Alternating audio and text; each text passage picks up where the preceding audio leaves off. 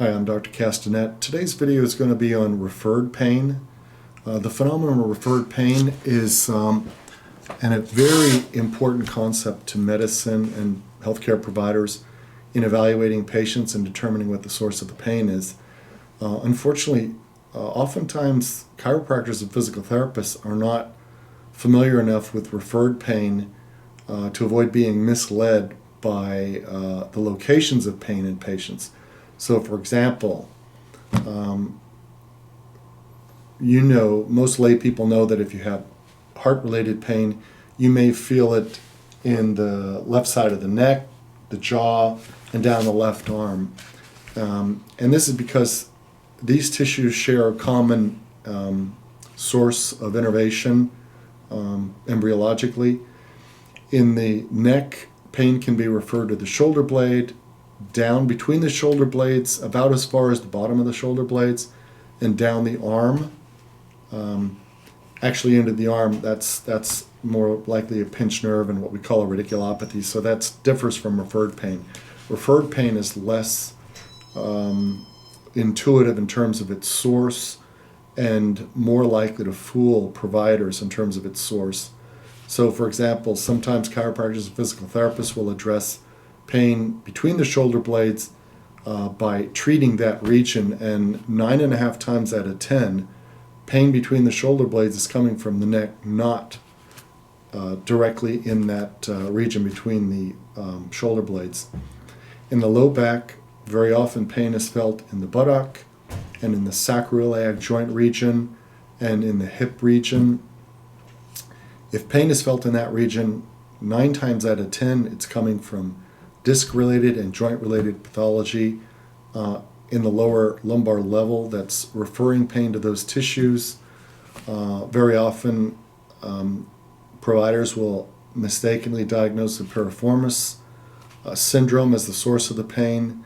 That is not provable in the literature. There's no way to test that with any definitive proof. And because low back pain is so much more common a function, hip-related pain is so much more likely a consequence of low back pathology, diagnosing piriformis syndrome is much less likely to be the case. Pain is also from low back often referred to the sacroiliac region, and so that's often mistakenly diagnosed. Any pain in the buttock region is typically also from the low back. If it's coming from the hip joint specifically, then pain is typically felt in the groin, not on the side of the hip or in the back of the hip. So most pain directed at this problem in these regions is better addressed by providing low back treatment that's effective. In my experience, with spinal decompression treatment, which is what I typically do for this pain, it's much more effective.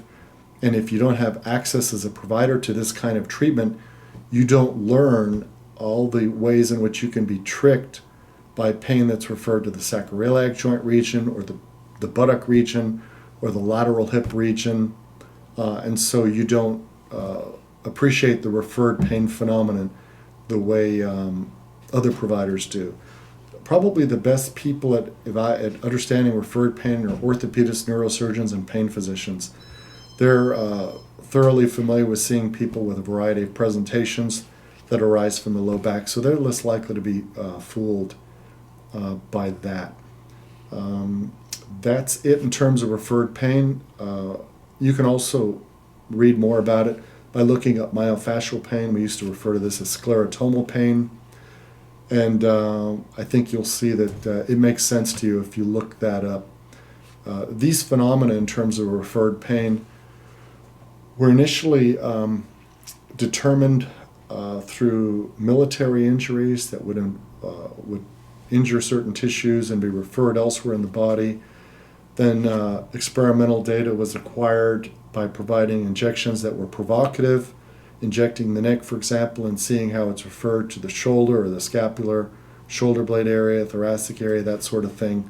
So all of this referred pain phenomena is very well known in medical circles. And if I can help you with your pain, let me know. I'm Dr. Castanet, 404 558 4015. Thank you.